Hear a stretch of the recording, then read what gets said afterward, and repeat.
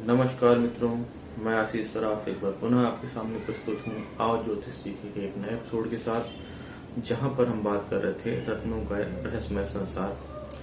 उसी श्रृंखला को आगे बढ़ाते हुए आज के एपिसोड में जो हम आपको बताएंगे कि विभिन्न लग्नों में लग्नानुसार किस प्रकार से रत्न धारण किए जाते हैं।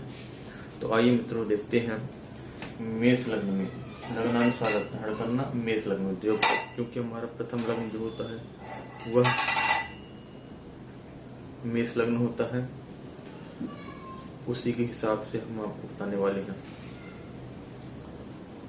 मित्रों, मेष लग्न होती है जब आप जन्मपत्र उठाएंगे वहां पर आप देखेंगे कि ऐसा एक चक्र बना हुआ होता है और वहां पर ऊपर लिखा होता है लग्न भाव, और राशि जो है प्रथम भाव में मेष राशि होती है, 1 नंबर की राशि होती है, तो वह मेष लग्न कहलाता है। अब आइए देखते हैं मित्रों, चूंकि ये मेष लग्न में विभिन्न जो नवरत्न हैं, इनको मेष लग्न में कौन व्यक्ति किस किस उद्देश्य से धारण कर सकता है यह बताएंगे। रत्न धारण करने के हम अभी लग्नानुसार बता रहे मित्रों। अगर किसी व्यक्ति का मेष लग्न है तो वहाँ पर माणिक रत्न होता है मित्रों। माणिक, जी हाँ, माणिक रत्न होता है, सूर्य का रत्न होता है। मेष लग्न में जो है सूर्य की राशि होती है 5वें भाव में, यानी यह भाव जो होता है मित्रों वह होता है संतान का होता है, बुद्धि का होता है, आपका ज्ञान का होता है। तो अगर आपको मेष लग्न में माणिक पहनना है तो आप पहन सकते हैं, जिसके माणिक पहनने से आपको जो मुख्य उद्देश्य होगा वह संतान प्राप्ति के संबंध में होगा।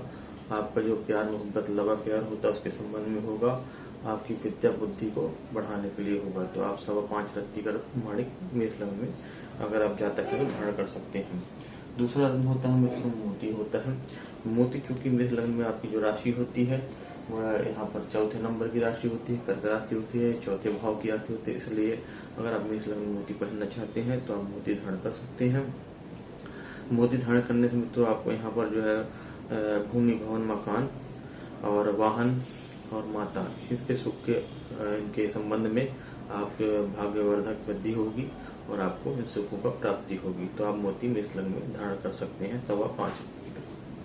इसके बाद बात करते हैं मूंगा रत्न। तो मूंगा, चूंकि मेष लग्न स्वयं मूंगा जो होते हैं लग्नेश होते हैं, मेष राशि है और मंगल यहाँ के लग्नेश लग्नाधिपति हैं और अष्टमेश भी बनते हैं। चूंकि लग्नेश को अष्टमेश दोष नहीं होता है, इसलिए आप अपनी आयु, शरीर, स्वास्थ्य, बल, बुद्धि, विद्या के लिए आप इसको मेष लग्न में मूंगा को आप 5.25 रत्ती का धारण कर सकते हैं। तत्पश्चात बात करते हैं तो पन्ना की राशि होती है, पन्न रत्न होता है जिसकी राशि होती है बुध स्वामी होते हैं। और मेष लग्न में 3य भाव और 6वें भाव की जो है राशियां जो है बुध इनके अधिपति ग्रह हैं, मिथुन राशि और कन्या राशि। क्योंकि 3य भाव 6ठ भाव जो होता है मित्रों, यह जो 6वां 8वां और 12वां जो होते हैं भाव, इनको अच्छा नहीं माना जाता है। तो इसलिए इन भाव में बैठी हुई राशियों के रत्नों को धारण नहीं करना चाहिए। तो मेष लग्न वालों आप पन्ना ना ही धारण करें तो अच्छा है। इसके बाद आइए पुखराज।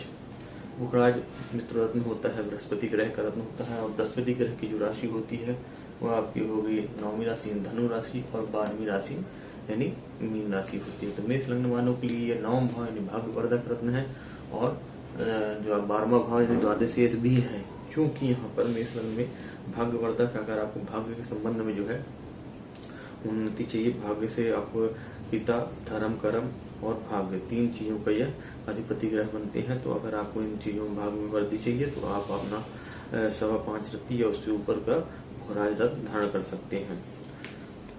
अब इसके बाद आइए मित्रों यहाँ पर हीरा जो होता है मित्रों शुक्र ग्रह का जो अधिपति ग्रह है हीरा रत्न के, और शुक्र ग्रह की जो राशियां होती है 2य भाव यानी वृष राशि होती है और यहाँ तुला राशि होती है। चूंकि 2य और सप्तम जो है मार्केश ग्रह कहलाते हैं मित्रों, तो आपको यह विशेष रूप से ध्यान रखना है मेष लग्न में कि मार्केश ग्रह का रत्न धारण नहीं करना चाहिए। इसके बावजूद मित्रों होता क्या है कि 2य यानी धन भाव और सप्तम मतलब विवाह संबंधी आपको घर जो होता है उसके स्वामी अधिपति का शुक्र होते हैं। तो कुछ विशेष परिस्थितियों में आपको जो शुक्र की दशा, अंतरदशा या धन के संबंधित मामलों में या विवाह में अगर किसी प्रकार की बाधा आती है, धन स्थायी रूप से रुकता नहीं है, तो इसके लिए आप जो है हीरा धारण कर सकते हैं। लेकिन वह कुछ विशेष परिस्थितियों में धारण किया जा सकता है, कुछ विशेष समय के लिए आपकी कुंडली को किसी अच्छे दैवक या ज्योतिषी को दिखा करके आप हीरा धारण कर सकते हैं। बहुत समय तो नहीं कर सकते मित्रों, तो उसके कुछ इफेक्ट होते हैं, तो कुछ साइड इफेक्ट भी होते हैं, तो उसको अच्छे से अपनी कुंडली को एनालाइज करके आप हीरा रत्न भी धारण कर सकते हैं। इसके बाद आते हैं नीलम।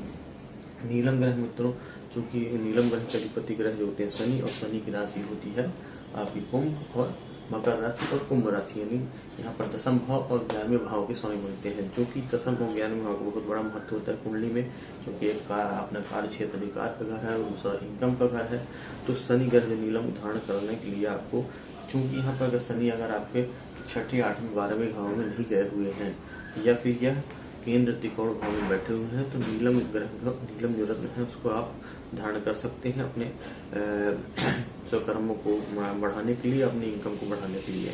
ठीक है, तो अब इसके बाद बात करते हैं गोमेद रत्न। गोमेद रत्न जो मित्रों कहा गया है, राहु का रत्न कहा गया है, इसकी कोई विशेष राशि नहीं होती है। जिस घर में बैठता है, जिस भाव में बैठता है, वैसा ही वह अपने आप को उसी के अनुसार फल जातक प्रदान करता है। तो गोमेद धारण करने के लिए हमें तो सबसे पहले राहु की स्थिति देखनी चाहिए, राहु और केतु की कुंडली में स्थिति देखनी चाहिए कि वह किन भावों में बैठे हुए हैं। यह 6ठे 8वें 12वें में बैठे हुए हैं तो इनका रत्न जो कतई धारण नहीं करना चाहिए। यह अगर अपने उच्च राशि, जिसको हम मिथुन राशि या कुछ राशि जो है, जिसको वृष राशि में उच्च का मानते हैं, यह उच्च राशि में बैठे हुए हैं, केंद्र भाव में मित्र ग्रहों के साथ बैठे हुए हैं, शुभ दृष्टि में बैठे हुए हैं, तो आप इनका रत्न धारण कर सकते हैं मित्रों। इसी प्रकार ठीक लक्ष्मी भी है मित्रों, जो कि केतु का रत्न है। यही कंडीशन उसमें भी है कि अगर ये अपने केंद्र भाव में बैठे हुए हैं, मित्र ग्रह के साथ बैठे हुए हैं, शुभ दृष्टि में बैठे हुए हैं, तो भी आप इनकी दशा अंतर दशा में आप लक्ष्मी ग्रह जो है रत्न धारण कर सकते हैं।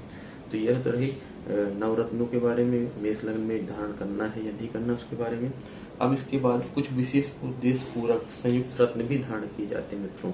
विशेष उद्देश्य की प्राप्ति के लिए संयुक्त रत्नों को भी पहनने का ज्योतिष में विधान है। उसमें आइए देखते हैं किस किस उद्देश्य के लिए कौन कौन से रत्नों को अपन मिला करके पहन सकते हैं मेष लग्न वाले। तो उसकी हम बात करेंगे संतान हेतु अगर बात करते हैं, तो संतान हेतु अगर हमें पहनना है तो माणिक और मूंगा 4.25 रत्ती का ले लीजिए आप मेष लग्न वालों, जिनका मेष लग्न है। अगर आपको उद्देश्य संतान प्राप्ति है, संतान नहीं हो रही है, तो आप अपने माणिक रत्न और मूंगा रत्न को 4.25 रत्ती में बनवा करके स्वर्ण धातु में आप उसको पहन सकते हैं संयुक्त रूप से। उसके बाद भाग्योदय हेतु मित्रों, भाग्योदय हेतु आप पुखराज जो है 5.25 रत्ती का पुखराज और 4.25 रत्ती का मूंगा, इसको आप संयुक्त रूप से अपने जो तर्जनी मूली में धारण कर सकते हैं मित्रों।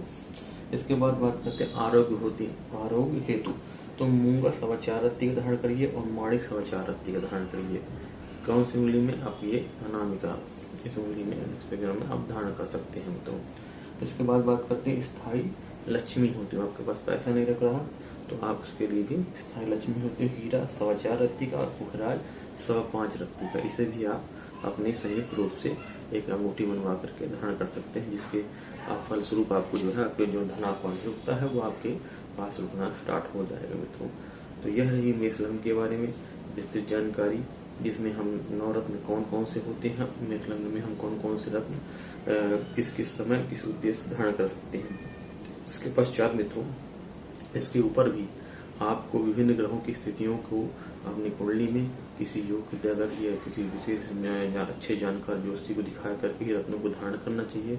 रत्नों को धारण करने की कई विधाएं हैं, तो आपको चाहिए कि आप विशेष किसी को बगैर दिखाए हुए कोई भी रत्न यूं ही अपने राशि या जन्म मास के हिसाब से या लग्नानुसार न धारण करें। रत्नों के उद्देश्य अलग अलग होते हैं, उनके समय अलग अलग होती है, उनके जो है टाइमिंग अलग होती है, धारण करने की प्रक्रिया विधि बहुत सारी होती है। तो आपको जरूरी है कि आप किसी विशेष और जानकार व्यक्ति से ही इसे समझ करके धारण करें। तब तक के लिए नमस्कार। आपको अगर मेरा वीडियो अच्छा लगा हो मित्रों, तो आप मेरे वीडियो को लाइक करें, मेरे वीडियो को शेयर करें, मेरे चैनल को सब्सक्राइब करें। अगर आपके कोई सुझाव मेरे लिए हो तो आप नीचे कमेंट्स बॉक्स में मुझे सुझाव दे सकते हैं। आपको अपने जन्मपत्री के बारे में, आपको अपने स्टोन्स के बारे में कुछ भी जानना हो तो आप नीचे दिए गए व्हाट्सएप नंबर पे, मेरे कॉन्टेक्ट नंबर पे आप मुझसे पर्सनली जो है सलाह ले सकते हैं। तब तक के लिए नमस्कार और धन्यवाद।